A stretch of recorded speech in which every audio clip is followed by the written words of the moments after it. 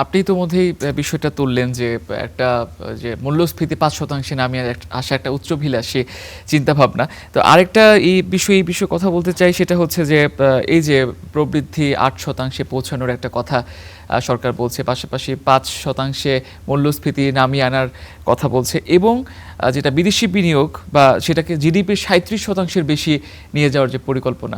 আসলে এইগুলো কি শুধু সংখ্যাই রয়ে যাবে, নাকি আপনারা তো মাঠ পর্যায়ে আপনারা পর্যবেক্ষণ করছেন, বাস্তবতা কি বলছে যে এইগুলো কি অ্যাচিভ করা আসলে সম্ভব হবে? না, পরিকল্পনা তো করা হয় অ্যাচিভ করার জন্য। আমরা যদি কোনো পরিকল্পনা না করি তাহলে সেই ক্ষেত্রে যেভাবে চলছিল সেভাবে চললে ঠিক আছে। কিন্তু এই বর্তমান সরকার কিন্তু অনেকগুলো উচ্চাভিলাষী প্রকল্প হাতে নিচ্ছে। আমরা দেখতে পাচ্ছি যে সেতু আছে, সেখানে ব্যারাজ আছে এবং এর পাশাপাশি কিন্তু দ্বিতীয় পদ্মা সেতু সেটাও হচ্ছে এবং সামনের দিনগুলোতে আরও অনেকগুলো প্রকল্প আমরা দেখতে পাবো। এটার একটা বড় উদ্দেশ্য হচ্ছে যে দেশের একটা এনাবলিং কন্ডিশন তৈরি করা, যে যাতে করে প্রাইভেট ইনভেস্টমেন্ট আসে এবং একই সঙ্গে যে কর্মসংস্থান বাড়ে। ইতিমধ্যে এই যে মহাপরিকল্পনা যেটা, সেখানে কিন্তু এই ২০ লাখ মানুষকে বিদেশে পাঠানো হবে এবং এটি ছাড়াও ১ কোটি কর্মসংস্থান তৈরি করা হবে এই আগামী ৫ বছরে। তো সেইগুলো কিন্তু আছে এবং সেইটার জন্যে যে ধরনের আসলে অবকাঠামো দরকার সেইটাই মূলত একটা মানে সরকারের পরিকল্পনার অংশ এবং সেটার জন্য আসলে এই যে আমরা এডিবি দেখতে পাচ্ছি প্রায় ৩ লক্ষ কোটি টাকা এবং সেখানে বিপুল পরিমাণে যে বিদেশি ঋণ, দেশি ঋণও আছে এখানে। তো সেগুলোর কথা চিন্তা করা হচ্ছে।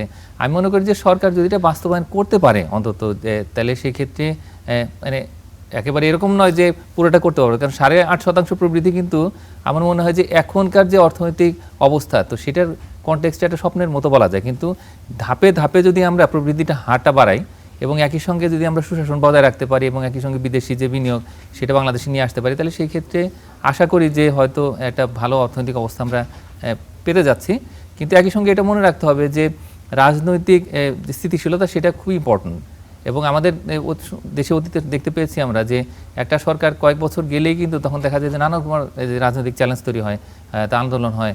তো সেগুলো আমরা নিয়ন্ত্রণের মধ্যে রাখতে পারি কিনা, তো সেটার উপরে কিন্তু অনেকটা নির্ভর করবে এবং একই সঙ্গে যে প্রাতিষ্ঠানিক সুশাসন, তারপরে আর্থিক খাতের যে সংস্কার, তো সেই বিষয়গুলো আনতে হবে। আর এই যে মহাপরিকল্পনা, সেখানে আরও অনেকগুলো বিষয় বলা আছে। এর মধ্যে একটা হলো যে ডেমোগ্রাফিক ডিভিডেন্ড যেটা, তো সেইটা আমরা একটু রিয়েলাইজ করতে পারি কিনা যে আমাদের এই মুহূর্তে তরুণ জনগোষ্ঠী, তো তার যে উৎপাদনশীলতা, তার সৃজনশীলতা, সেটাকে আমরা কাজে লাগাতে পারি কিনা, বিজ্ঞান প্রযুক্তি সেটার কেমন ব্যবহার হয় এবং একই সঙ্গে যে আর্টিফিশিয়াল ইন্টেলিজেন্স, তারপরে ফোর্থ ইন্ডাস্ট্রিয়াল রেভলিউশন, রোবোটিক্স, তো সেই প্রত্যেকটা বিষয় আসলে এই পরিকল্পনার মধ্যে আছে। আমরা শুধুমাত্র দেখতে পাচ্ছি কি যে ৮.৫% প্রবৃদ্ধি, দেখতে পাচ্ছি ৫% যে মূল্যস্ফীতি এবং অন্যান্য যে ইন্ডিকেটরগুলো আছে সেগুলো হচ্ছে ফলাফল, কিন্তু এর পেছনে যে বিশাল কর্মযজ্ঞ আছে, তো সেই বিষয়গুলো কাজ করবে এবং তার জন্য আমি যে প্রথমে বলেছি যে স্থিতিশীলতা, দেশের ভিতরের স্থিতিশীলতা এবং বহির্বিশ্বের স্থিতিশীলতা, সেটা লাগবে।